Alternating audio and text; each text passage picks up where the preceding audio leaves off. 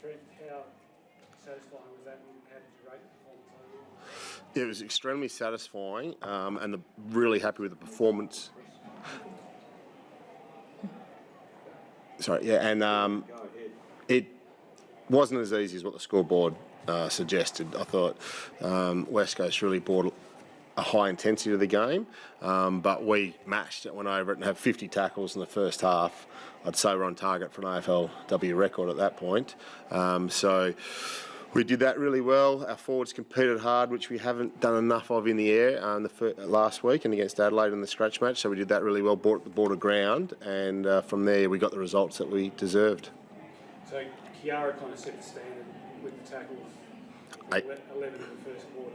Yeah, I knew it was high. Yeah, 11, and that it's such a great thing as a coach when your best player is doing that, because it sets the example. So Bianca Webb makes her debut today, and she knows that's the standard that she has to aspire to, not just running around and getting 20 touches. So it makes coaching a lot easier when you've got someone like Kiara setting the standard, and then Bianca jumps on board, and I thought she was fantastic, particularly in that first quarter as well.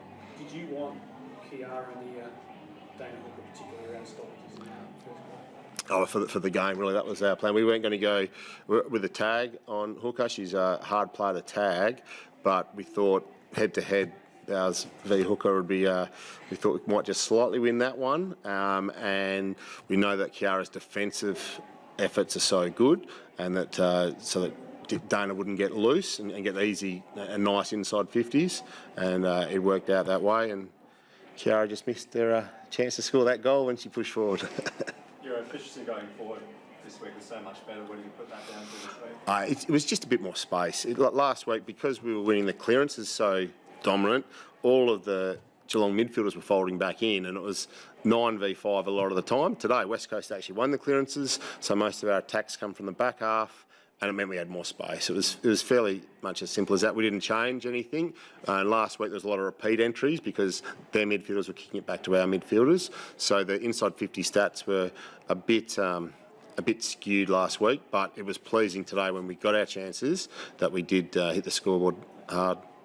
You just mentioned the tackling earlier on, and also the ferocity of tackling. How important was that just to really set the tone? Yeah, we thought that West Coast probably had a fairly soft run in. We played them in a scratch match. The intensity wasn't high a few weeks ago. The game against Richmond wasn't at a high intensity, and Collingwood probably last week started a bit slow and didn't bring it. So we thought that we needed to really step it up and show them, the AFL standard. Now, girls, I think it was our best pressure game that I've seen us play, particularly in that first half, which made it obviously very difficult for West Coast to execute their skills. So really proud of the girls' efforts in delivering that. You forecast that, I guess, the chemistry that you've got now as a group, as an established team, will be a big factor. Did you see that out there as an established team versus a first-year team? Oh, absolutely. What's been great is we had 19 existing girls from last year, and they actually taught the game plan to the rest of the group coming in. So it's really tight. The ones coming in know the standards as well because they set it. And for any expansion side, they're doing that from scratch and where they're going to go to. So there's no doubt that it's a lot easier for us than them. I still think West Coast recruited the best and are the best of the expansion sides as far as the list goes. And I'm sure that they'll learn a lot from today and come out and win games this year. Kiara, how important was it to hit them with that high intensity early and sort of make an impact on mentally? Not so much important for these guys, just for any game. We're a high pressure side and we don't want that to slip at all. So any quarter one, we want to go out there with pressure and make sure any team knows that to get the 4 points, they're going to have to beat that. One tackle in particular, when the protester was running towards you, you looked like you thought about laying a match-like tackle on her and then pull her again and just grab her and slow it down. What were you thinking? Thought I'd get an extra tackle. No, look, we're here to play football and, we just wanted to get on with the game. That was it. So if we could just stop it, then we'll just stop it. How pleased are you with your midfield group? You know what, I'm absolutely ecstatic. The young girls coming up, KJ and Jazz Stewart just have grown so much, and this year I can't wait to see what they're going to do. Trent, Katie Jane Greaves today, she got under that guard a bit. I think that was a pretty big game from her, wasn't Yeah, she got under my guard for most of pre-season. Probably, to be honest, I wouldn't have had her in our 21 about 4 or 5 weeks out, and then she just exploded. Her intra-club form she was actually the best player on the ground on that. Against West Coast in a match sim she was. Against Adelaide she was fantastic. So she's just rolled in. Last week she was a little bit quieter, but today that's actually what she's been doing over the last 5 weeks, except for the Geelong game. So she's got elite speed. She's so hard, the way she attacks the contest, and she's played very little footy because she was on. Carlton picked her up as a rookie with hardly playing any footy, and then she didn't play. She played one game for Carlton and couldn't play in their reserves or anything. So last year was her first sort of full year of footy, and this year she's gone to another level. But to have, she had about 13 touches, but 2 goals as well. 11 tackles, yeah, that doesn't surprise because that's the way she goes about her business. So for her and Jasmine Stewart to step up, this year's been crucial for us. Allows us to play Kiara and Tony out in a wing to give us more balance around the contest. So that's been really important that those young ones coming through have done that. Yeah, just on your tackling, how much of an emphasis do you place on that going into games and also training and things like that? It's never like a goal to get a certain amount. It's just, I don't know, it just always ends up being a high amount. But I figure if that's what I can do for the team and that's my role, then I'll do it. But it's never an emphasis to reach a high, mark. Yeah. During the match, do you know kind of what your tackle count is? Do you, like a rough guess, did you know today that it was just through the roof? No chance. I thought I actually had about two disposals and about 4 tackles, and then Trent come and told me, and I was like, oh yeah, not too bad then. Kiara, you missed the big game here a couple of years ago against Collingwood, did you, with 40,000? Yes, it was very, very good to finally, get the reward for effort to come out here. And what was the atmosphere like? I mean, you must have been jealous, I guess, to miss that occasion. What was it like to perform in front of such a big... I wouldn't say jealousy. I was rapt for the girls. I was just obviously a bit upset that I wasn't out there as well. But it was incredible. The Freo fans, no matter where we are, they step up and they're so loud and they're behind us so good. So to come out here and there was more, and it was a good feeling to be able to be out there. You're giving Dana a bit of niggle throughout the match, especially early on. What was that like coming up against a former teammate? Dana is an incredible athlete, an incredible footballer. I knew that she would, if Eagles were going to get up, then it was going to go through her. So I knew that for us to get up, I wanted to start and make sure that she wasn't getting the ball. So if that's, like I said, what I can do for the team, then I'll do that for the team. 2-0, and I guess a bit of a statement game today. How do you feel the team's going, and what are you capable of, do you think, this season? No, I feel good. Like we're up and about. Like when your girls are happy and you're having fun, but you're playing good footy. That's what it feels like. And there's never a sense of being scared out there that we're going to lose it. We always feel confident. The girls get around each other, and yeah, I'm excited for what's to come.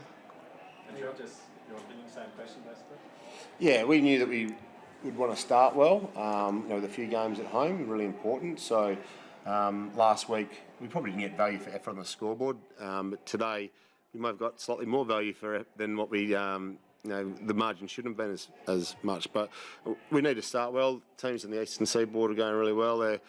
We haven't been talked about too much as a chance at this stage, which suits us, and hopefully we can just keep ticking off a few more wins in the next week, and particularly against Collingwood, who we know are a much improved side with a really good top high-end talent. Interested to see how they go against Carlton tomorrow. Do you expect people to start talking about your team a bit more now, especially after what happened today? But possibly. Hopefully there's a good television audience today because it was a derby and people might do that. It doesn't really worry us. But we probably prefer if they say we're no chance, to be honest. But we're happy with what we're doing internally. And the group are, as Kiara said, a really happy group at the moment. So we'll keep just ticking those things off. Trent, all clear injury-wise, besides a few bruises? Yeah, I think so. Hayley Miller had a bit of a hip pointer, and it was sort of, at that stage, we were up pretty well, so there was no point putting her back out there. And the rest, I think we're pretty good so far. And Grieve was involved in a couple of incidents with players that came off. Did you think they were just accidental crashes? Yeah, I did see Swanson coming off the ground. I didn't see the incident at all. So yeah, hopefully there was nothing untoward in it. But she's a very fair player, Katie Jones. So hopefully it was just an incident that just happens in the game. Was it a head? I've got no idea what it was, but yeah, and Swanson's a tough cookie too. How blessed are you to have the forward options you've got now, do you particularly with Roxy Gru's ability to go forward and Yeah, absolutely. It just makes it really hard. Most teams have got a really good drop-off defender, and we think that doesn't work against us because who do they fall off? And it's really important. Like Gabby O'Sullivan, I thought she was fantastic today in our forward line, and she's probably one of our lesser known players.